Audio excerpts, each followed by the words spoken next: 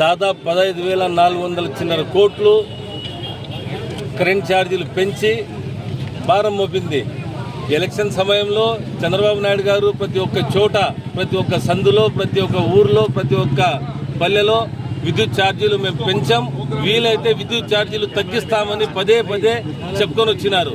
తీరా 6 నెలల గడవక ముందే విద్యుత్ ఛార్జీలు దాదాపు 15,400 కోట్లు పెంచినారు, చాలా భారం మోపినారు.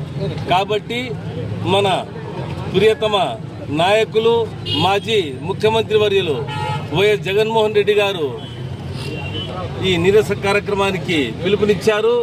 వారిది ఒకే ఒక బాట, సామాన్య ప్రజలపై ఎలాంటి భారం ఉండకూడదు, కరెంట్ ఛార్జీలు పెంచకూడదు, అదే కాక సూపర్ 6 అమలు చేయాలి. ఎందుకంటే గత ప్రభుత్వంలో, మన ప్రభుత్వంలో అమ్మఒడి అయితేనేమి, రైతు భరోసానే అయితేనేమి, ఆసరా అయితేనేమి,